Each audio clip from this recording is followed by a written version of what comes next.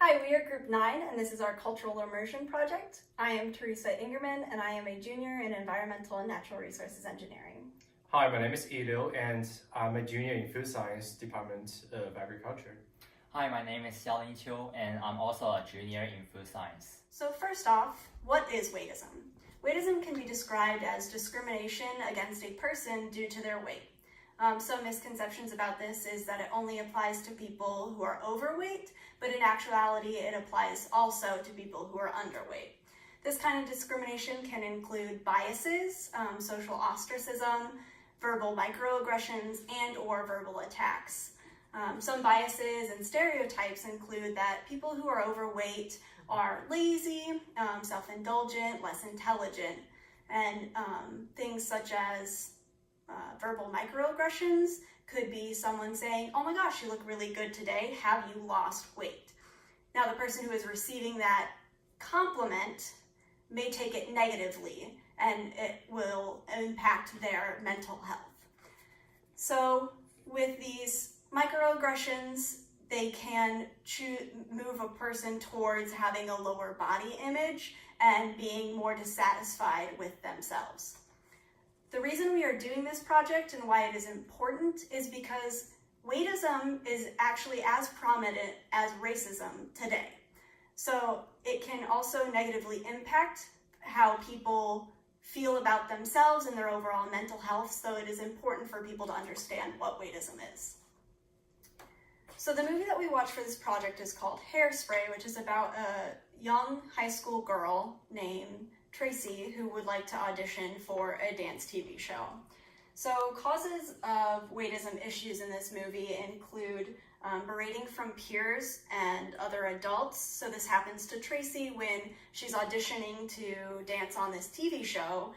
During the audition process, there are constant negative comments about her weight. And it's also, there are other causes such as lack of representation in the media. So all of the girls and the boys too on this show are thin. None of them have weight issues. They're not too skinny and they're not too overweight. They are seen as the social media's representation of what a beauty standard should be. Problems that are caused from these issues are social issues such as being ostracized from certain friend groups. Tracy can't be a part of certain cliques in the school, and she doesn't really belong in part of the girl group that is on this TV show. Other issues include mental health issues. Another character in this show that experiences weightism is Tracy's mom. Tracy's mom has been cooped up in the house for years because she has gained a lot of weight and doesn't want other people to see her like this, and so she is afraid to leave her own home. Effects of this is they have lack of confidence, such as Tracy's mom not wanting to leave her own house, and the need to conform to society's beauty standards. So Tracy and her mom want to be sure to dress appropriately according to people in the media, and also Tracy has an obsession with her hair, if it's a specific style and height, because she wants to do something to fit part of the beauty standard that the media has set forth, which doesn't include weight.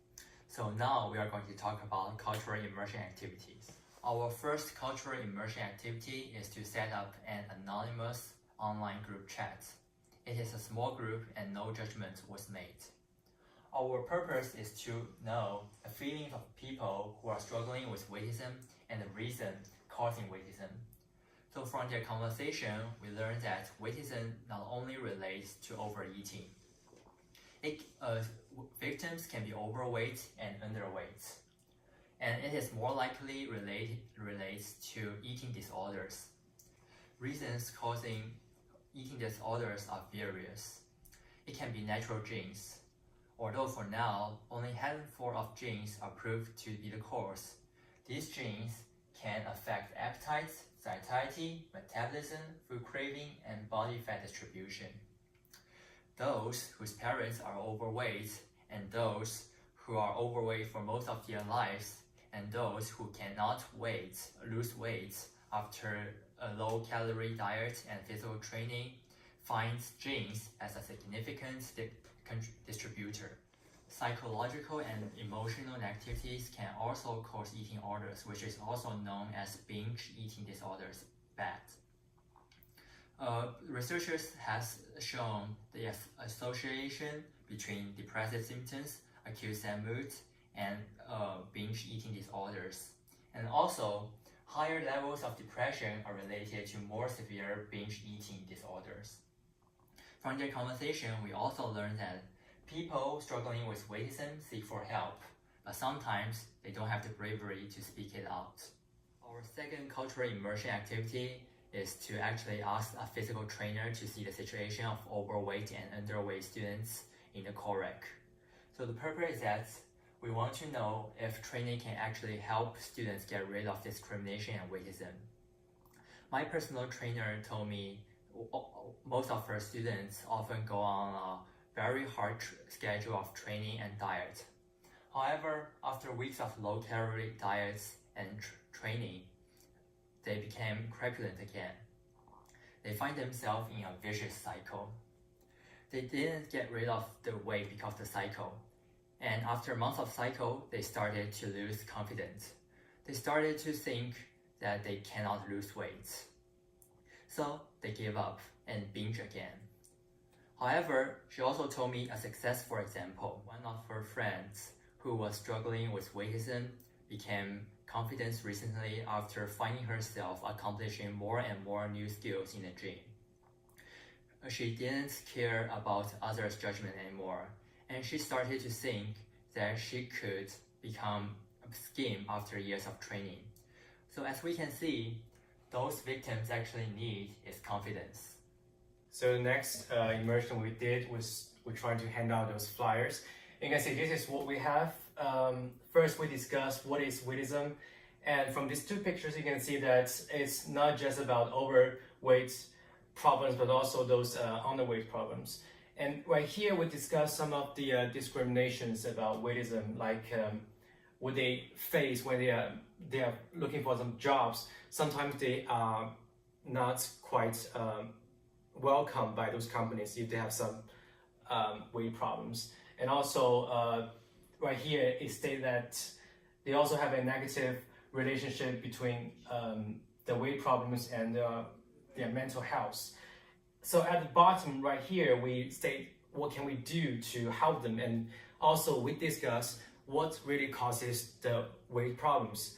And right here, this picture was taken last week, and you can see that I was there. I was distributing some of the handouts to those students in the Department of Food Science. And I also talked with them about some of the causes of weightism it's based on those nutritional informations. So because if we see food has a food matrix, and it contains proteins, carbohydrates, lipids, minerals, and vitamins. So most important is protein, carbs, and lipids. So if you consume less proteins, you're gonna be skinny, which is underweight, which can be a problem. But if you contain more carbohydrates, that means more sugars, sucrose, fructose, and you will gain weight, because that is not what you want, but your body wants to store those energies. They want to use those they want to store them for the further use. So that's why you'll generate fat in your body, and that will generate weight. So it will cause weight problems. And when we hand out those flyers, we also did some surveys about students on their thinkings about weightisms. And here are some real replies from them. You can see that the first one is taking selfies with friends seems great in theory, but when it comes down to it, I always put myself behind the cameras instead, which is kind of sad because taking a selfie with friends seems to be happy, but this girl might not be those very self-confident about her body shape, so she has to step in the back, not in front. So these comments, they're real, they're from students, and I didn't realize that people are actually act like a weightism, even they didn't realize it. So I think this is one of the purpose of this presentation, is trying to inform people that we should think before we make some some nonverbal gestures or some nonverbal reactions on them. So we're next going to talk about how we experience culture in comparison to people affected by weightism. So people who are affected by weightism have a lower self-esteem and anxiety in public due to the lower self-esteem, which never becomes an issue for us because we don't think about the judgment of other people about our bodies. But people who experience weightism have had this judgment on them for so often that they will walk out into the world and think that people are immediately judging them.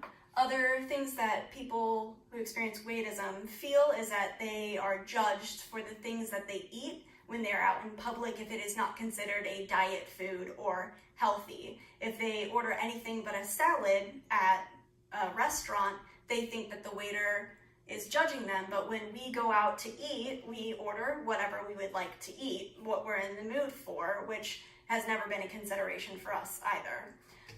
Another thing that we are not impacted by is stress when going clothes shopping. People who are overweight or underweight tend to find that they cannot find clothing in their size or clothing that fits properly, which when we go shopping, normal stores will have a average size that will fit our body types. One last thing that we have never really considered in our academic careers is fitting into the desks that we are learning in classrooms.